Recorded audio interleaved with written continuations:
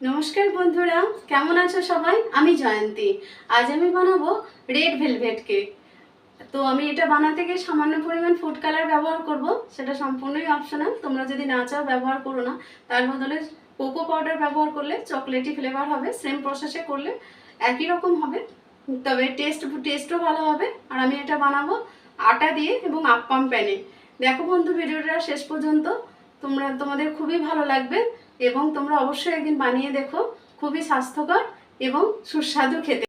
তো এটা বানানোর জন্যে আমাদের লাগবে ঘি, তেল বা বাটার। তো আমি আজকে এই কেকটা বানানোর জন্যে বাটার ব্যবহার করেছি। আমি প্রথমে বাটারটা একটু মেল্ট করে নিয়েছি এবং এরপর মেজারিং কাপের 1/4 কাপ বাটার আমি নিয়ে নিয়েছি।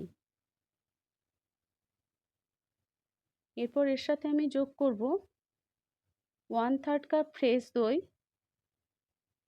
এবং 1/2 কাপ চিনি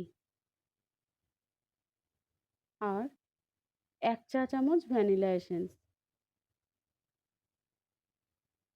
বন্ধুরা, এই কেকটা আমি একটু কম মিষ্টির বানাবার ইচ্ছাতে আমি 1/2 কাপ মতো চিনি নিয়েছি, কিন্তু আমি এটা আজকে 2 কাপ আটার কেকটা বানাবো।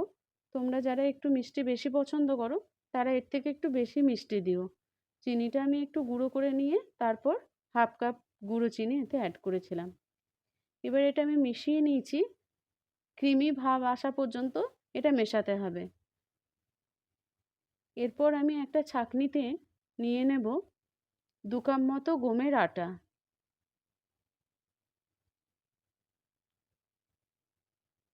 তার সাথে নেব 1 চা চামচ বেকিং পাউডার আর 1/2 চা চামচ বেকিং সোডা এবং 1 চা চামচ কোকো পাউডার।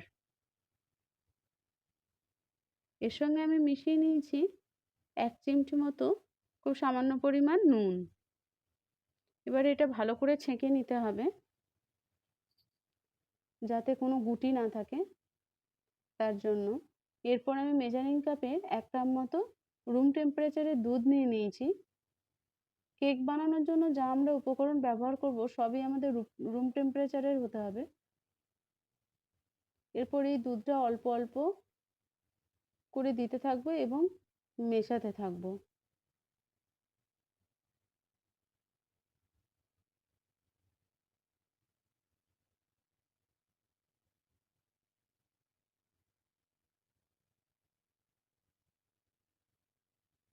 বন্ধুরা, তোমরা বাড়িতে বানিয়ে দেখো, ভীষণ টেস্টফুল হয় খেতে এটা। আর এটাতে আমি কম মিষ্টি ব্যবহার করেছি, কম তেল ব্যবহার করেছি এবং আটা দিয়ে বানিয়েছি। টেস্টি তো হয়েছেই এবং স্বাস্থ্যকরও বটে। এটা আমি আজকে দুধের সরটা তুলে রেখেছিলাম, এই সরটা এর সাথে আমি দিয়ে দিয়েছি। ব্যাটারটা ঘন লাগছে, কিন্তু এই ব্যাটারটা আমাদেরকে তৈরি করতে হবে রিবন ফ্লোয়িং কনসিস্টেন্সিতে। তো যার জন্য আমি আরেকটু দুধ যোগ করে দিয়েছি এর সাথে। এখন ব্যাটারটা আমাদের মোটামুটি রেডি হয়ে গেছে। এই দেখো বন্ধুরা, এটা রিবন ফ্লোয়িং কনসিস্টেন্সিতে হয়ে এসে গেছে। এরপর আমি 1 ছোটা চামচ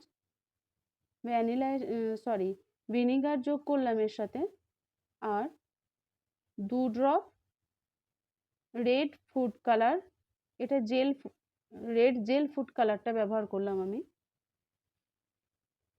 এবং খুব হালকা হাতে এটা মেশাতে হবে।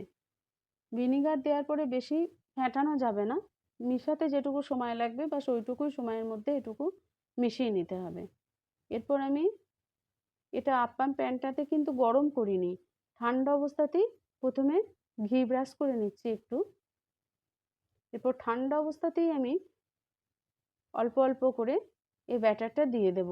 পুরো ভর্তি করব না, হাফের থেকে একটু বেশি পরিমাণ আমি ভর্তি করে ব্যাটারটা দিয়ে নিয়েছি। এরপর আমি গ্যাসটা জ্বালবো এবং পুরো সিম করে দেব এবং ঢাকা দিয়ে ওয়েট করব। 5 থেকে 7 মিনিটের মধ্যে এটা হয়ে যাবে। হয়ে গেছে বন্ধুরা 5 মিনিট, আমার এগুলো 5 মিনিটের মধ্যেই সব হয়ে গেছিলো। একটা টুথপিক দিয়ে দেখে নেবো লাগছে কিনা ব্যাটারটা। না লাগেনি, তাহলে বুঝতে হবে এটা আমাদের হয়ে গেছে। কিন্তু বন্ধুরা, এটা তোলার সময় ভীষণ সাবধানে তুলতে হবে, কারণ এটা ভীষণ নরম এবং ভেঙে যাবার ভয় থাকে। তো যার জন্য খুব আস্তে আস্তে, এবং তোলার আগেই গ্যাসটা কিন্তু আমি অফ করে দিয়েছি, কারণ নাহলে তলা থেকে এটা জ্বলে যাবে। 5 মিনিটের পরে আমি গ্যাসটা অফ করে দিই খুব হয়ে আস্তে গেছে আস্তে। রেড ভেলভেট কেক, খুব সুন্দর হুম। হয়েছে, একদম মাউথ মেল্টিং যাকে বলে, খুব সফট।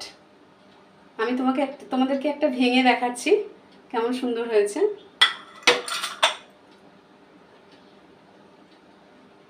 এই দেখো বন্ধুরা, জালিদার, খুব সুন্দর হয়েছে।